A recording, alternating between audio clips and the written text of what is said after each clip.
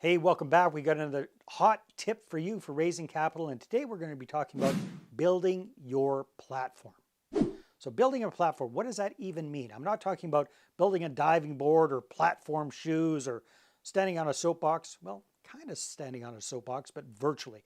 So we're going to go over 5 different platforms that I've used myself for my business and had a lot of success with. I'll tell you about the pros and cons of those different platforms and some of the big tips for you to get the maximum result from whichever platform you choose. Stay tuned.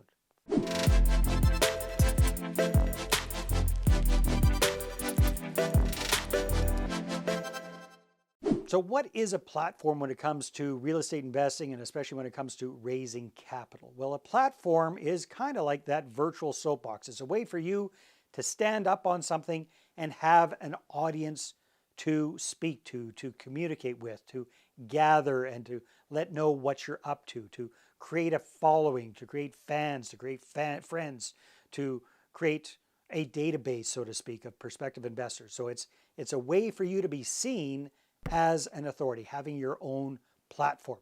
So what are some of the different platforms that are out there? Well, I'm going to walk through them in the order of which kind of priority I would give them if I were starting today from scratch.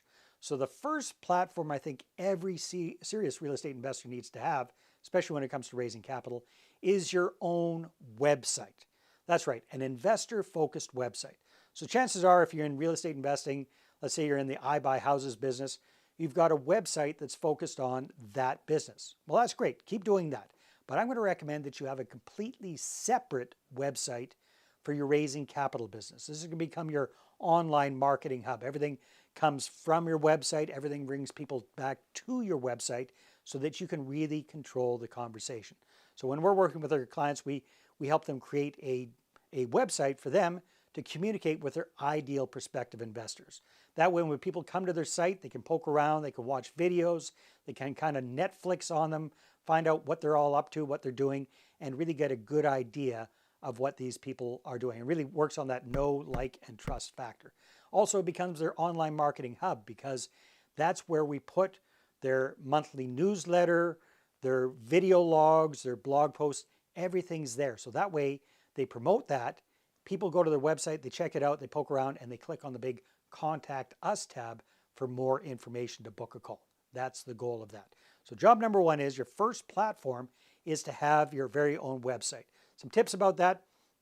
I recommend don't worry about fancy names and corporate sounding stuff or, trying to compete with the big banks. Have your website name revolved around your name, right? So davedebeau.com. That's a good website for me.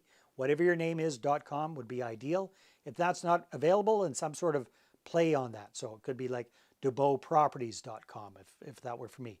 It could be, some people look in, say, investments or capital. I wouldn't do that because, again, you want to kind of stay compliant and stay under the radar with securities.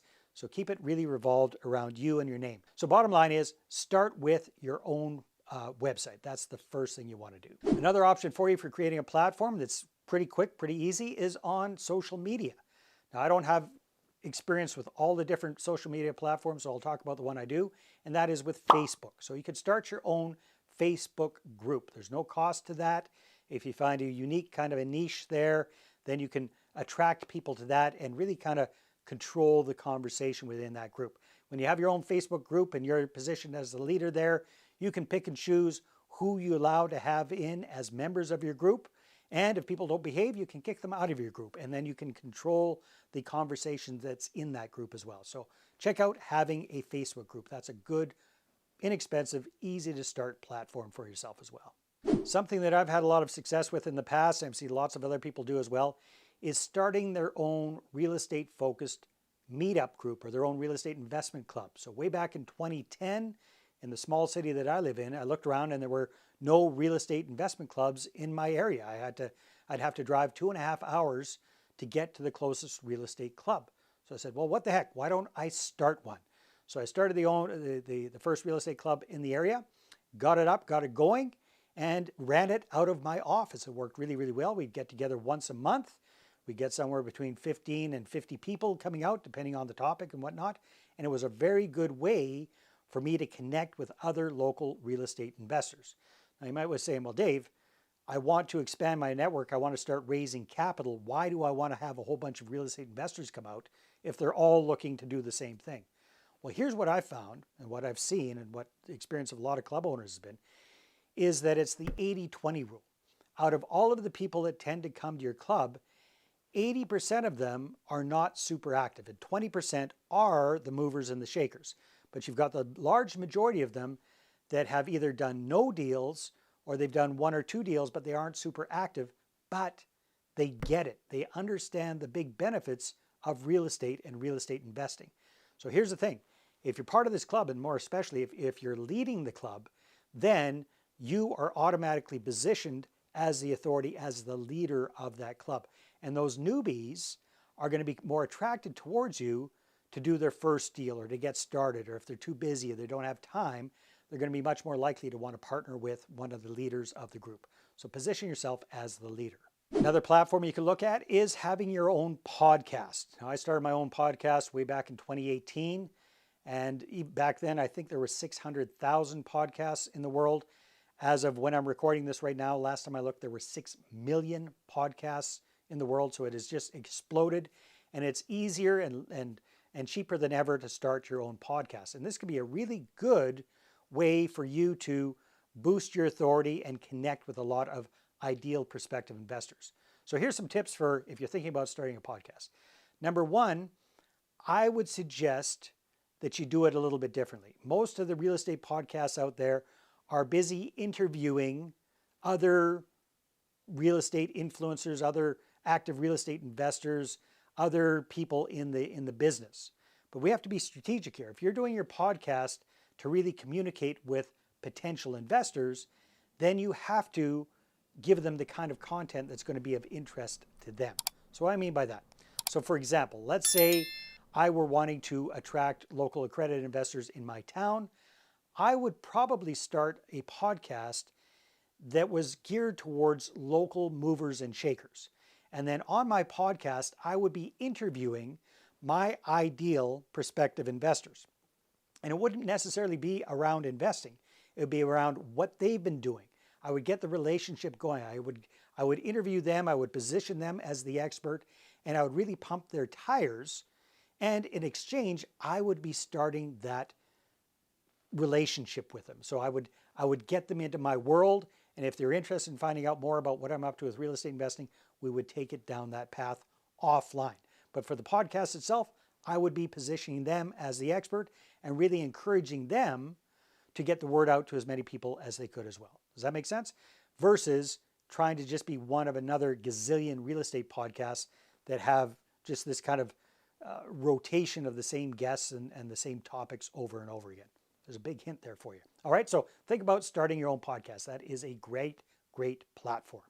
All right, and the fifth platform I'll talk about here today is starting your own YouTube channel. Chances are, if you're watching this, you're watching it on YouTube, on my YouTube channel. So that is something that is, for me, relatively new as a focused channel. I've had YouTube channels in the past that are really just kind of tied in with my podcast, but this is a dedicated channel for videos, just for what I'm doing right now. So YouTube can be a very, very powerful media. It can be a very powerful platform. However, my experience has been that it takes a lot of work. So you have to be seriously committed if you want to do this. So for example, at this time, I'm releasing 1 video a day, Monday through Friday. So that's 5 videos a week, about 20 videos a month in, month out. That is a big commitment. That is a lot of content that has to be created. So the benefits for this are that you just get into that habit and you've got that constant, consistent, edutaining communication going out there. And if you let everybody in your sphere know about your videos, that's going to be good. It's also, once you start getting some traction, you can build up your subscriber count there, but it's not a quick kind of thing. Most of us are not going to be getting viral videos that are going to, real estate videos anyhow, that are going to, compete with Grant Cardone or Alex Hormozy or any of these big YouTube guys. Chances are you're going to get 10, 15, a dozen, maybe 100 views on your videos. It's a lot of work for that. So you have to keep that in mind. However, if you have people watching your entire videos, if you're talking with them for 5 or 10 or 15 minutes at a time and they're watching a number of your videos, they Netflix on you, that can have a big impact on getting them involved with you and what you're up to. What I would recommend though is if you're going to do the podcast, do a combination. Do your podcast, do the audio version, do the video version as well, and then create a YouTube channel that goes together with your podcast. That's a big shortcut there for you. All right, tips and suggestions about whichever platform you decide to have is consistency. Make sure that you've got a consistent amount of content coming out on a regular basis. At least once a week, you need to be touching your followers, your subscribers, your fans, whatever, with new content. And ideally, the more the merrier. That's why with our YouTube channel, we're doing daily content at this point. So you want to make sure that you're consistently doing content. But here's a big tip for you. You can recycle content.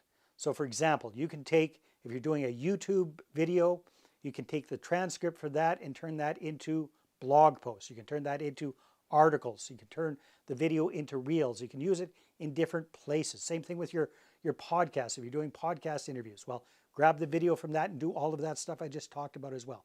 So don't just create it once and forget about it. Create it and then syndicate it across multiple different platforms and different varieties. But bottom line is, you don't have to do all of this stuff all at once. Start with one thing, get it up and going, get comfortable with it, and then add on another if you desire. All right? But bottom line is, if you want to start raising capital, you want to do it seriously, you're probably going to have to start having your own platform. If you like these ideas, if you like the idea of, being seen to get the green, as I call it, go ahead and grab my free book, Be Seen to Get the Green. You can get the link in the description below. If you like the idea of being on my platform, I'd love to interview you on my podcast, Property Profits Real Estate Podcast. Go ahead, find out more, and pick a day and a time at daveinterviewsyou.com. Take care, and we'll talk to you soon.